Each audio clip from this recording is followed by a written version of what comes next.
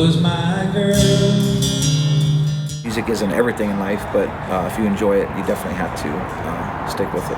If it weren't for that thinking, Bobby Ocean would still be in the heating and cooling business, but he sold it less than 2 years ago to follow his dream. Yeah, it's great. It was a lot of hard work. It still is hard work. It's fun, but it's a lot of work.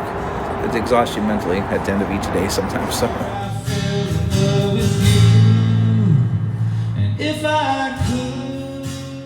But so worth it. Bobby and his music are rolling.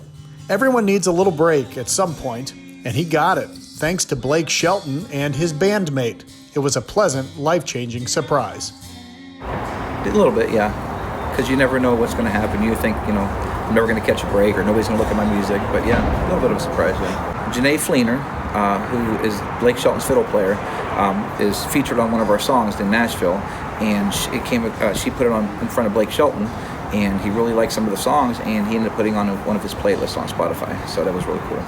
And that was the push he needed. Since then, an earlier tune, I Like to Drink, has taken off down south and got him in with some great musicians to make more music. That helped, yeah.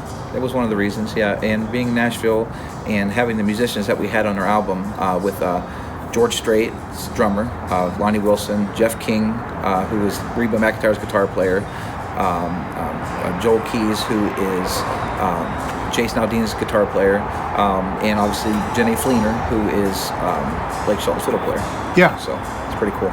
I'm amazed at the caliber of these musicians down there, and it's crazy. Yeah, it's great. I'll never be the same. She was her mother's daughter. We're getting a huge response. Our last song has over 800,000 streams in the first 2 months, so we're looking at this is probably going to be one of our biggest songs. So keep an eye out for She Was My Girl, and keep an eye out for Bobby, who decided long ago that less is more when it comes to his music. I didn't want to just play at the bar every weekend or 3 times a week. I wanted to try to make myself exclusive, and just instead of just being, accessible every week, and people would just say, "Oh, I've heard him. I could hear him again next week. I don't need to come to this show." So I tried to make myself exclusive, and it worked out really well. You never know. You put a song out there, and you hope everybody likes it, or maybe it's going to be a dud and nobody likes it at all.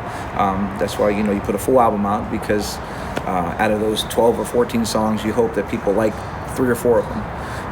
And so far, we've had a huge response on all of our songs, so it hasn't been too much negativity around any of it. So sure, he's not 21 anymore, and it might be a little late to start a new career for some, but not Bobby. It took a long time to get to that point, so I'll take it. Yeah.